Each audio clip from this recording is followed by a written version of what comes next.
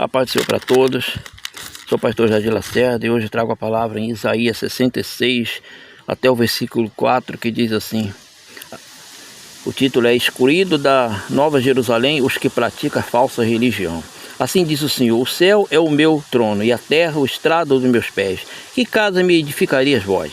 E qual o lugar do meu repouso? Porque a minha mão fez todas estas coisas e todas vieram a existir, diz o Senhor.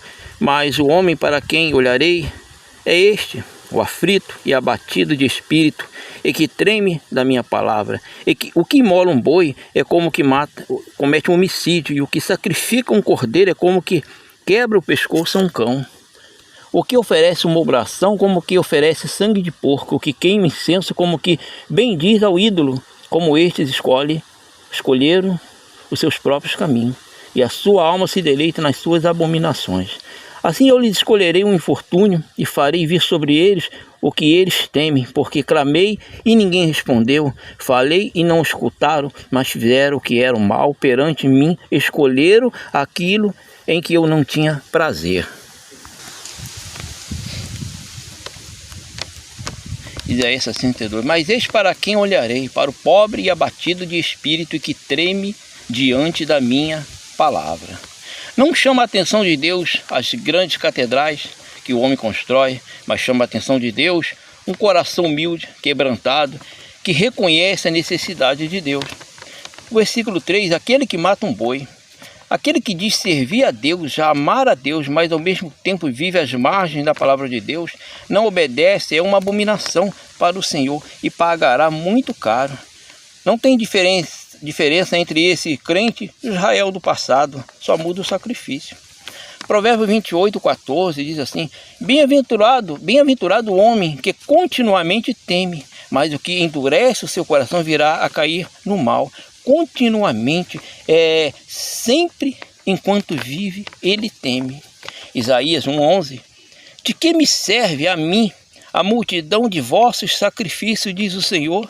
Já estou farto dos holocaustos de carneiro e da gordura de animais nédios, e não folgo com sangue de bezerro, nem de cordeiro, nem de bode.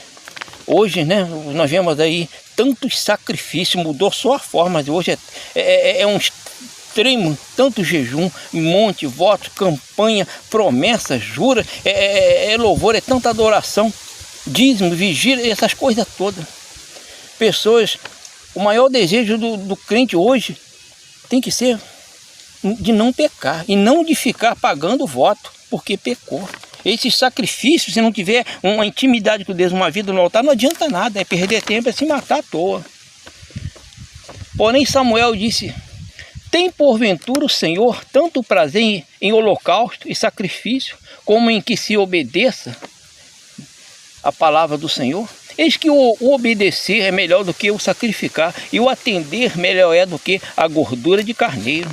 1 Samuel 15:22, exemplo, examine, é um exemplo, essa leitura que eu li está nesse versículo aqui, e diz assim: examine, pois o homem, vê quando a gente vai participar da ceia, examine, mas o problema é que a gente só se examina no dia da ceia, examinou, tá bom, vou tomar ceia, e acabou, continua do mesmo jeito, porque a rebelião é como o pecado de feitiçaria. Olha só, para quem fala dos espíritas, mete Paulo, os macumbeiros, vai para o inferno, mas sabia que o crente rebelde, que insiste na rebelião, é como pecado de feitiçaria, e o porfiar, teimar, é como iniquidade e idolatria. Quem bate em católico comete as mesmas idolatrias. Porquanto tu rejeitaste a palavra do Senhor, ele também te rejeitará a ti. Isso aqui aconteceu com Saul, para que não seja rei. Por quê? Porque é aquele negócio, Deus manda fazer de um jeito, faz de outro. O meu jeito é melhor, Deus não... Isso aí deixa comigo, Senhor. Deus já vai lá, entra naquele país, mata todo mundo, até as vacas. Não, as vacas, Deus falou matar as vacas, mas para quê? Umas vacas boas dessas, sabe? A gente está sempre puxando sardinha para o nosso prato. Esse é o problema. Quantos já perderam as promessas que Deus falou? Deus falou, não se cumpriu até hoje, se passaram muitos anos, ainda estão esperando. Não caíram em si, que não tem mais promessa nenhuma para se cumprir. Porque não leva Deus a sério.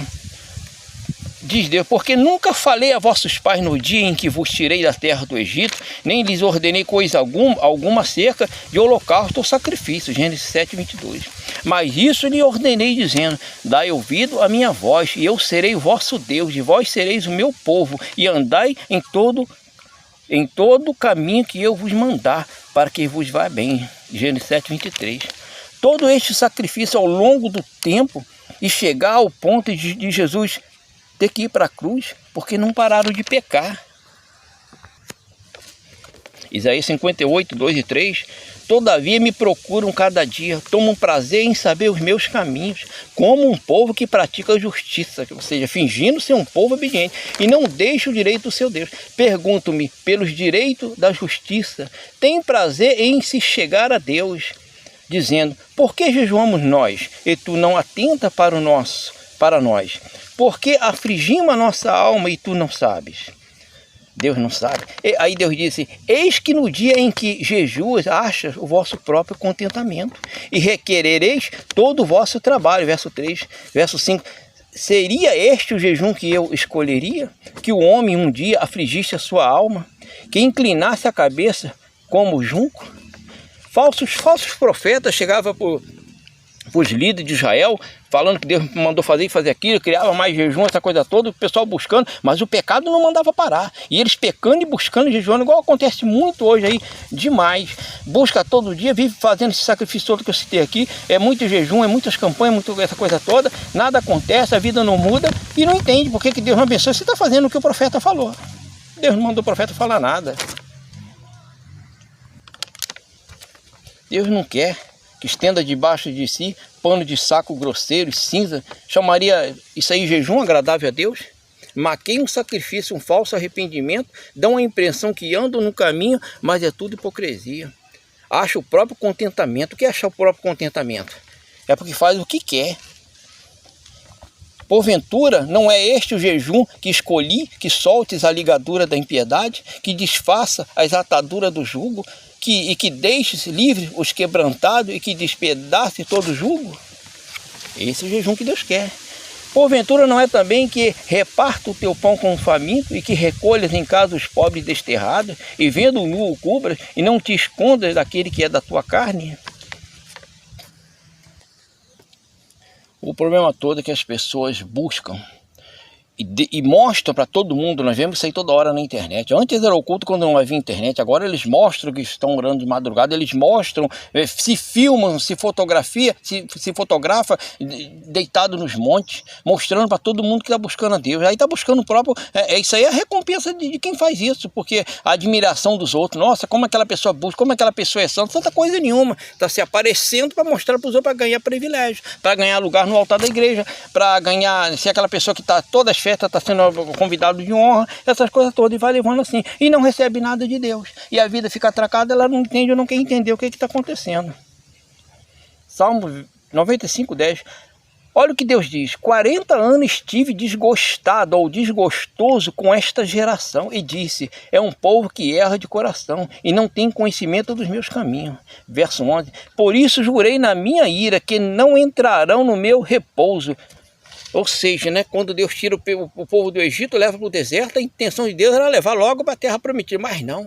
Poucos dias, só foi provar um pouquinho, começaram a murmurar contra Deus. Aí chegou um ponto de atrapalhar até Moisés de entrar na terra prometida. O que Deus faz? Deus castiga. Aqueles de 20 anos para cima, ninguém entra, a não ser Caleb e Josué. Todo mundo morre ali, Deus espera todos eles envelhecer, morrer ali, para então levar os filhos dele, ou que tinham de 20 anos para baixo, para a terra prometida. Olha que situação. Deus, o Senhor Todo-Poderoso, desgostoso com o povo. Podia ter matado todo mundo, mas Deus cumpre a palavra dele. Abraão, Isaac e Jacó, descendência. Entendeu? Então, Deus se prende à própria palavra. Não, eu prometi, eu tenho que cumprir. Que situação terrível. É um povo que erra de coração. É se lançar, é se dar o pecado, não tem interesse no caminho. Gênesis 4, 6. E o Senhor disse a Caim: por que te iraste? E por que decaiu teu semblante? Se bem fizeres, não haveria aceitação, não haverá aceitação para ti. E se mal fizeres, e se não fizeres bem, o pecado já está à porta. E para ti será o seu desejo, e sobre ele dominarás.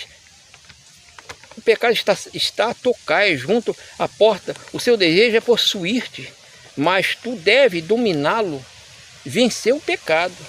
Mas tem gente andando de mão dada por aí com o pecado. Segundo Reis 14:4. Então somente os altos se não tiraram, porque ainda o povo sacrificava e queimava incenso nos altos. O que acontece? Geralmente, quando o pessoal se rebelava, né, aí adorava Baal. Aí quando Deus pesava a mão, os inimigos se levantavam, porque Deus fazia isso para salvar, para tentar salvar alguns deles. Aí eles voltavam para Deus, voltavam a orar, mas os altares de Baal, lá nos montes, debaixo das árvores, lá nas cachoeiras, eles não tiravam. E hoje não é diferente. O que tem de altar de Baal no coração de crente não é brincadeira. É aqueles pecadinhos de estimação que eles vêm trazendo com ele ao longo dos anos, achando que com jejum, com vigília, com um monte, e Deus vai tolerando, Deus vai deixando para lá, porque Deus sabe que eu faço isso, mas eu estou buscando, eu estou jejuando, eu estou pagando a hospedagem desse pecado no meu coração. Estão perdidos, estão enganados, estão brincando com Deus.